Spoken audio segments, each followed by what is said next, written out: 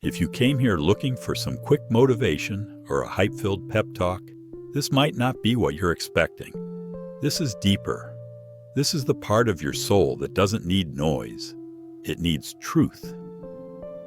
What if I told you that the inner war you're fighting, the one with your doubts, your fears, your guilt, is not a flaw in your soul, but a sign that your soul is still alive? Modern psychology calls it the shadow self, the part of you you've disowned, the shame, the envy, the rage you suppress to survive. Carl Jung said, "Until you make the unconscious conscious, it will direct your life, and you will call it fate." But over 1400 years ago, the Qur'an whispered the same truth. When God told us the story of Satan, he wasn't just narrating the fall of a being. He was showing us the blueprint of the ego, the seed of self-deception. I am better than him. That's what Satan said. That one sentence birthed the first spiritual trauma. It wasn't just arrogance. It was insecurity dressed as pride. He couldn't stand someone else being chosen. That's imposter syndrome at its core. And we carry that same wound.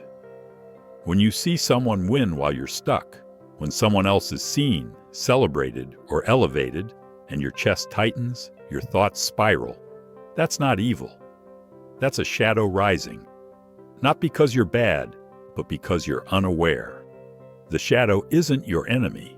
It's your teacher. The Qur'an never tells us to erase the shadow. It tells us to purify it. The one who nurtures the soul succeeds.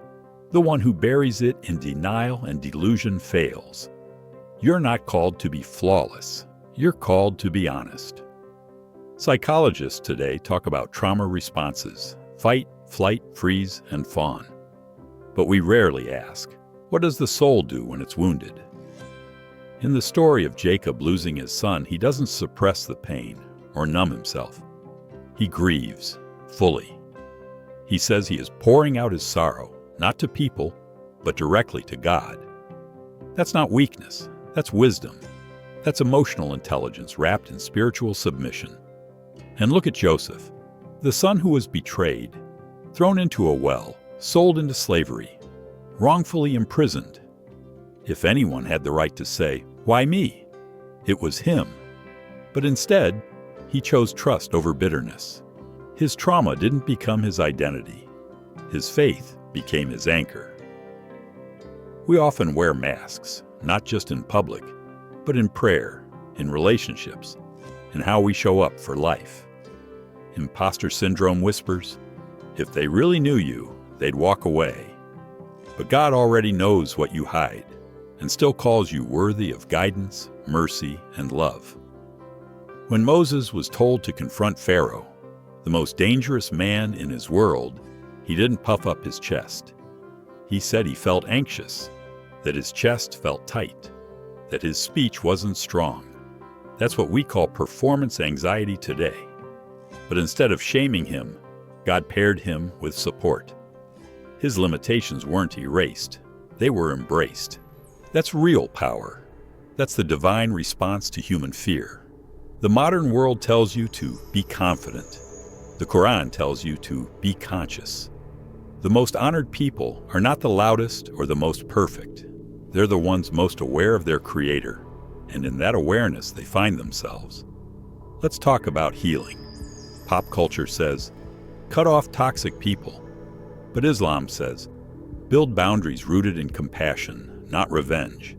The Prophet forgave the people who hurt him, not because he was weak, but because he refused to become what broke him. That's spiritual strength. That's emotional clarity.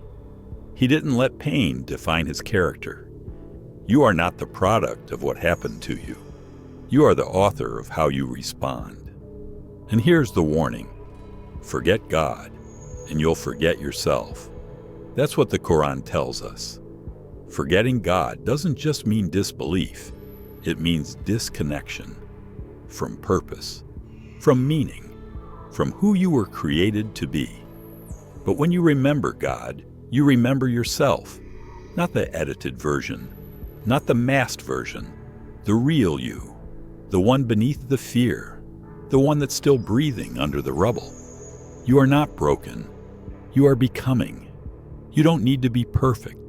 You just need to be present. That's where God meets you, not in the illusion of who you wish you were, but in the truth of who you are. Your trauma may not be your fault, but your healing, your growth, is your responsibility. So if you want real change, start by turning inward. Face the parts you've been avoiding, the anger, the jealousy, the fear. Sit with them. Listen. Then speak to them the way the prophets spoke to people, with gentleness, with honesty, and with light. And when you're ready, say this, even silently. My Lord, I am in desperate need of any good you send my way. Because it's in that moment, when the ego surrenders and the soul remembers, that transformation truly begins.